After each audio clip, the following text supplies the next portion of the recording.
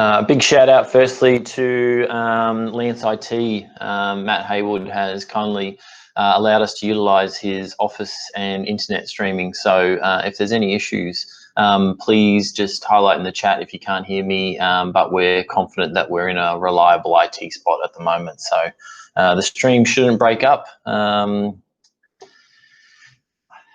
So today's session will go for approximately 30 minutes with a Q&A to follow.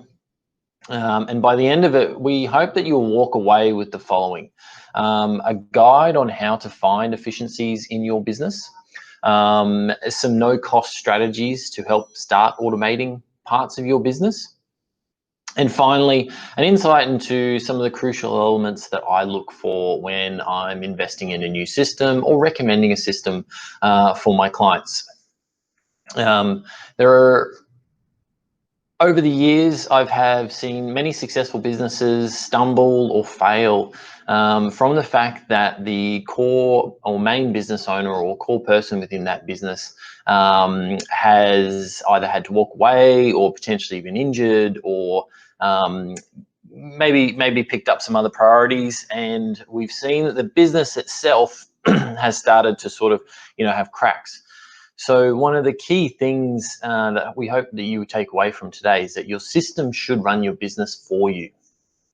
And ideally, you as business owners and operators should run those systems so that you're able to walk away from your business, go on holidays, spend time with your kids or family, or even take some interest, but still be confident that your business is running without you.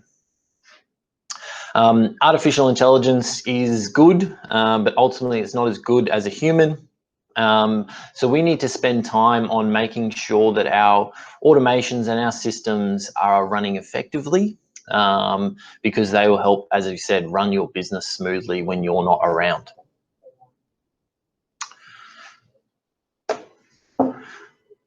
I guess one of the most inspirational people in terms of understanding the power of process was Steve Jobs. He was passionate about keeping things simple, but what really is important when we're looking at our processes is the detail and the attention to the detail. We often overlook little things within our business that are really important, and often it might take an outsider just to come in and ask a few simple questions. Hopefully I'll give you those questions today and you can ask them yourself. And we are looking at, I guess, the simplicity, but delivering in the detail. So time and time again, businesses come back to understanding what they do, when they do, and why they do it. And it's important that we, when we're reviewing or looking to find efficiencies, this is where we start. So step one. First step, best way to start is to map out your business processes. Now, this doesn't just mean one section of your business. What we want to try and do is map out all sections within our business. So if you don't have an operations manual within your business, it's a good place to start. I guess the tip that you can take away is break your business down into sections. So things like sales, operations, finance, people, marketing, distribution or manufacturing or wholesale, if they're the types of businesses that you run. And you want to break then each section down into the flows and steps that you as a business, or particularly and more importantly, your customer would take. And often what I find when we start to map out these processes, it's the simple things. There's really simple things that a business can do to make some quick improvements. But as Job said, if we don't look into those little details, we won't find them. If you're particularly good at something within your business, so your strength is really in the sales, start with the sales. If your strength is in the finance, start with the finance, because that's going to help you, I guess, get comfortable with mapping out the process. Don't necessarily start with the most challenging one or the one that you're not naturally comfortable with, because you might get stuck in steps in the process, and that will ultimately slow you down through this journey. So at a high level, start with some of these core functions: people, sales, operation. They're a good section to start. Most businesses have these, and then sort of expand out into your steps. So then what's next? A good way to look at it is once you've got your pipeline stages. So for example, we've just taken a scenario here around sales, where you might offer a free consultation. You'll then conduct a needs assessment, followed by preparing a proposal, and then you'll look to send that proposal. What you want to try and look at is not just how long a particular step in your process takes, but how long it takes between each process. So as you can see here in this nice little example, and what you might find, or you might be sort of thinking to yourself now, yeah, I know this happens. You'll have that free consultation, you'll conduct your call, and it'll be 1 day, 2 days, 3 days, 4 days till you follow up with the next piece, or there might be some information you need to collect. And now, while importantly, there might be reasons as to why things take time, it's good just to document and understand. So it might be that we're waiting on the customer to give us some extra information, and that's fine. But if we have just simply, forgotten about a particular proposal that we need to prepare, and we don't have any reminders or automations in place to trigger something to say, hey, are you going to prepare this, or is there a due date for this? It's going to slow us down. So one of the quickest things we can generally find is to target this wait time. So by simply triggering the next step or implementing the right systems to make, the proposal still might take 60 minutes, but rather than sort of, having to download it or send it to someone, we can have an approval process in place that automatically sends that proposal. Or we might consider having some forms that customers can fill in, so we can collect drips of information sooner in the process that might make collecting or preparing that proposal quicker. Some other things that you might consider for your business is triggering a reminder. So it might be once someone completes their section of the process, if you've got a team or a stage where you have to pass that to another department, having a reminder or a trigger in that workflow, so that the person who has completed their work can continue to do their work, and there automatically triggers a reminder. I don't actually have to action that or send them an email or clog up an inbox, which is often generally the case with most people in terms of those triggers, is that, that communication as to the next step gets lost in the detail. Or lost in your email, sorry. So you can't find it, or they'll scroll back, and a couple of days later they'll see this email. Oh, hey, are you able to do this for me? So utilizing the power of systems, the power of automation to have that step automatically triggered for me, a task created, so that when I come in the day, I know these are my tasks that I've got to get through. Yep, that job or that step came through from the other department. I'll get onto that.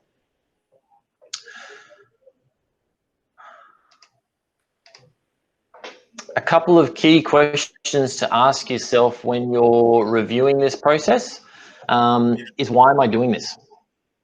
I often ask my clients when they're going through an activity or we're discussing the steps in their process, why do you do that? And I would probably say, 50% of the time, I'll get a question saying, I don't really know, or that's just the way we've always done it. And so it's important that we can really sort of critically analyze why we do a step and whether that step is 100% necessary.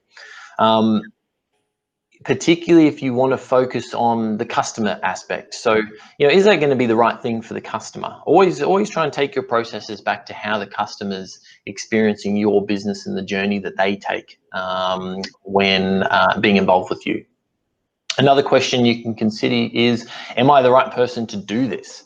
So often we find that there's a bottleneck in processes because, processes are circling back to someone that is an approval point, or they might be the only person that knows how to use a particular system, and that then creates the bottleneck. And if you find those elements within your business, you can consider things like, well, can we automate it? 2, can we upskill the individual or upskill another person to take over that role so we can delegate it. Or 3, potentially, we can get rid of the process altogether if we don't actually need it. And then finally, what is the trigger to the next step and how to make it happen? So where we want in most ideal processes, and if you think about a simple online e-commerce business, if someone goes to your website, finds what they want, places the order, clicks the checkout button and enters their credit card details, that's awesome. That's a great customer experience for them. But in the background, what we want to happen is for order and fulfillment to be acknowledged and orders come in, picking and packing automatically starts, and that then is automatically sent to dispatch, and that's then given to the courier or the post company to deliver it. So there's a real smooth process. Now, not everyone runs an e-commerce business. However, we can take those methodologies behind that and help us with our business. So you might consider a consulting business or a web design business. There are plenty of systems and tools out there that can help you trigger the next step. So, you know, there might be a dependency on someone completing their work. As soon as they complete their work and check this box that it's completed, that'll automatically trigger that next step and that dependency to say, hey, Joe's finished this piece of work, you're able to start your bit of work now. And that then fills into your workload. A word of warning though. So as Bill Gates, you know, a power in this, in the tech space, if you apply automation to an inefficient operation, it's just going to magnify that inefficiency. So what are we talking about as an example here? If you need to collect information from a customer and you're finding that the form that customers aren't necessarily taking those steps or completing those forms, what you don't want to automate that and that process by adding some extra reminders on a daily basis to collect that information, because you're just going to alienate your customers. It's probably an inefficient process to start with. However, if we look into that form and understand and get feedback from customers saying, hey, why don't you fill in our form? And they say it's just too complex. So we simplify that form down and break the data collection into stages, or maybe lead the customer at the start and give them some communication and education on why filling in this form is really important. We can then increase the adoption and usage of that form, which is ultimately then going to improve your process. So, you know, don't necessarily add automation to everything. It is really powerful, but make sure your processes work. So a couple of our golden rules: look to automate first before you outsource, and definitely don't automate a broken process.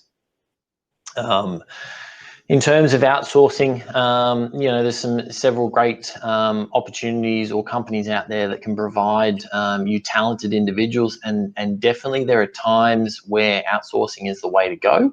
But if you can't, don't necessarily outsource something when you can potentially, you know, invest in a system or integrate your systems together so that things are automated, and save those resources for, you know, core growth activity. All right, on to, jumped ahead, onto our secret speech. So I'm hoping you've got some core fundamentals now to understand how to break down your processes, how to find some inefficiencies that are currently within your business.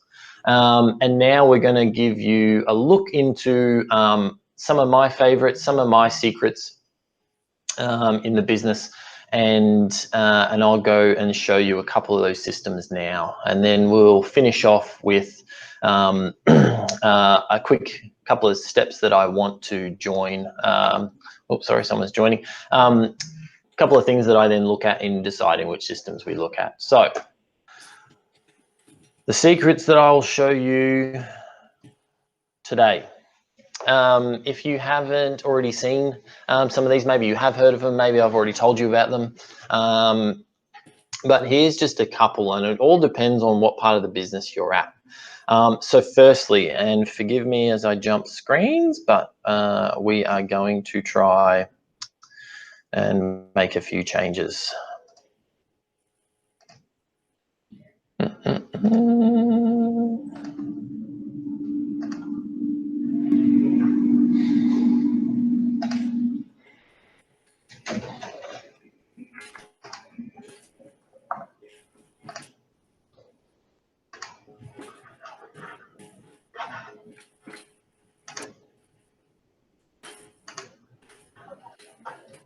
I'll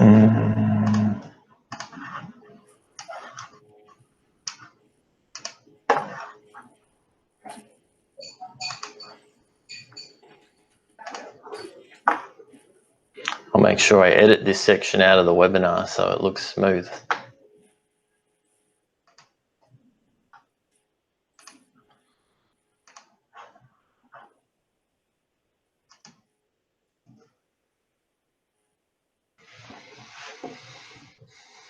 All right, the first one is a great simple platform called Pinch.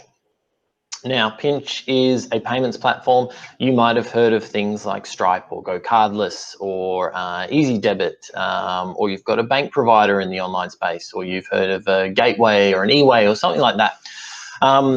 In the services space, I have found that Pinch has to be the #1 payment platform to help get you paid, particularly if you're sending an invoice.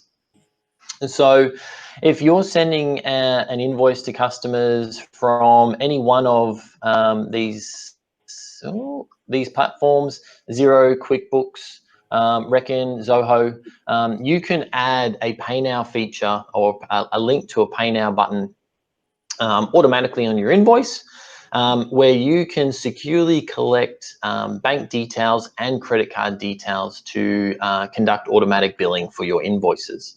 So if you're sending an invoice and you might be sending reminders to get paid on that invoice, I would 100% recommend Pinch, because its power is in its ability to collect the payment authority, which I recommend you collect very early in your sales process.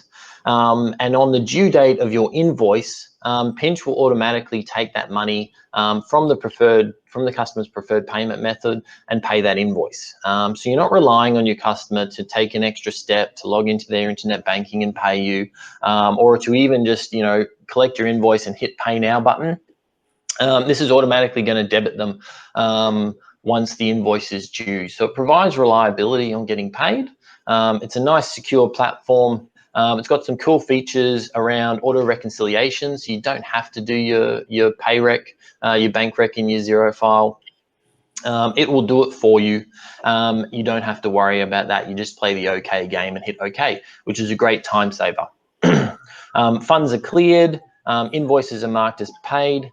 You can also look at payment plans, so you can break a larger invoice for those in the consulting space or doing coaching and things like that, and you've got a large invoice and you want to break it down into 1, 2, 3, 4, 5 installments. You can with Pinch quite easily, making it easy for your clients to pay you. That's Pinch. Make sure you get it. I'll send you a couple of links at the end of this so that you can explore these yourself. My next secret and favorite tool is going to help you with your task management. And it's called ClickUp. And it has to be, in my mind, one of the best systems out there. It is a powerhouse in terms of task management. So everything I do is tracked as a task. And the beautiful thing about ClickUp is the ability to automate some of these steps. So let me just bring it up for you. You've got different views, but the key thing is if you have a look at this little automation button,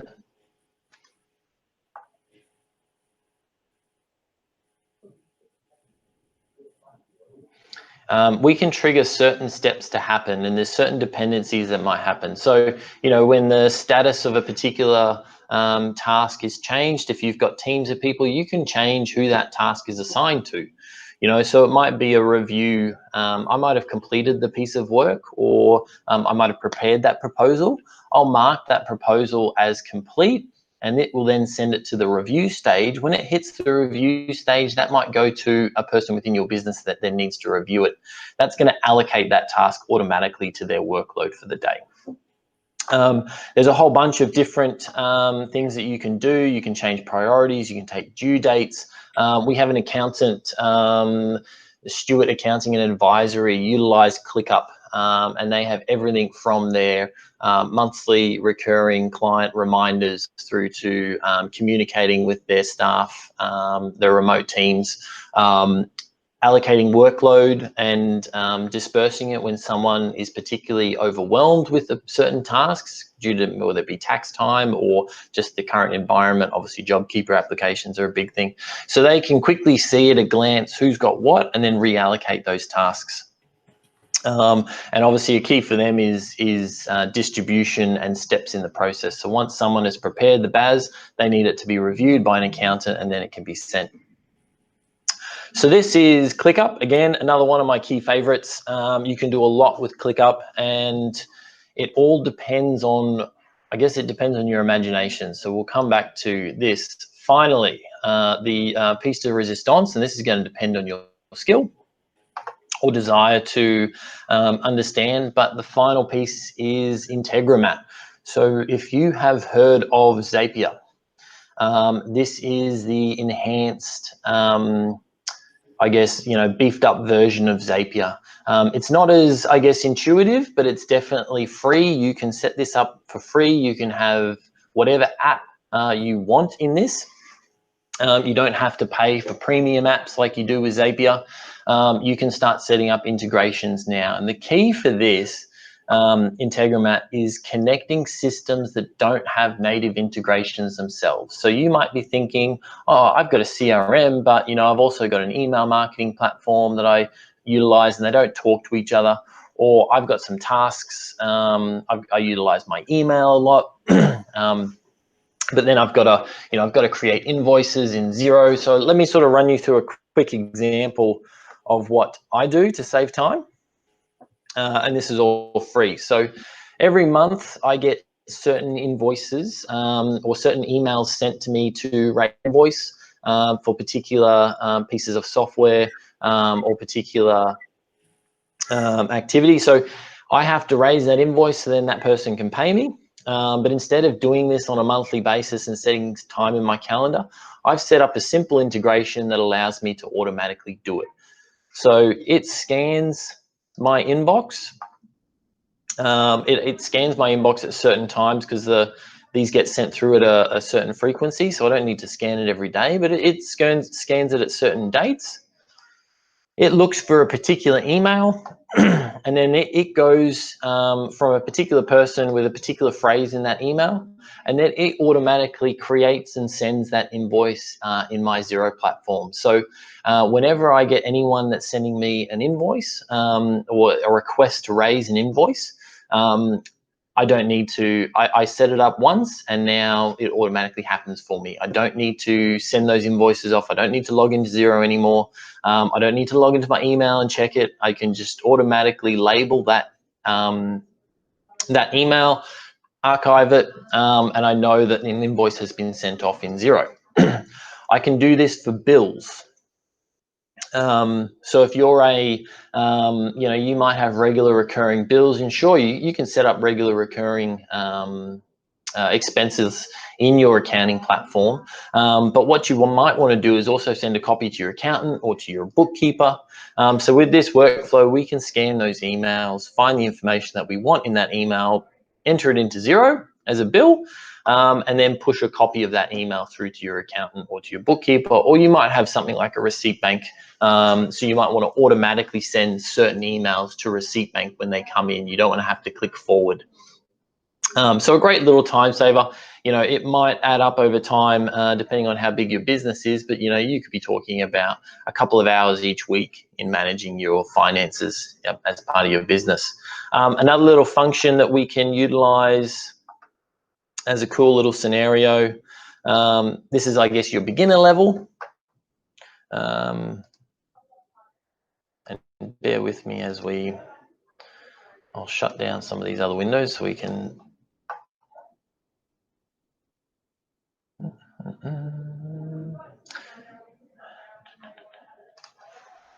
Oh, this is taking a bit longer, but another couple of examples that we can utilize is things like form capture. So, for example, if you were to jump on my Facebook page and my website, there's a little chat bot there. With anyone that interacts with that and subscribes to my chat bot, I'm able to automatically collect that information and pass it through to different databases that are set up. So I don't have to be exporting or importing files anymore. That automatically happens with workflows.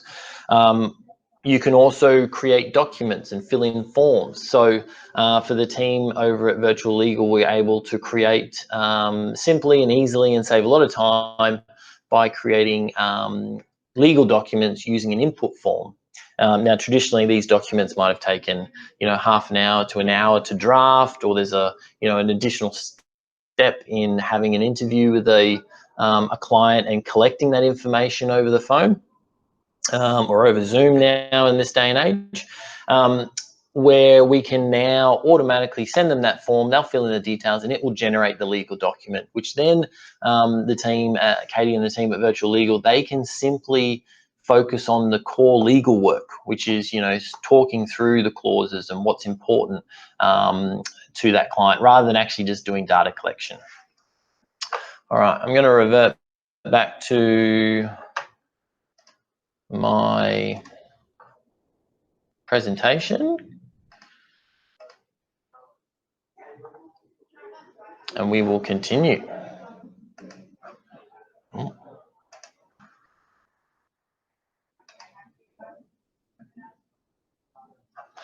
All right.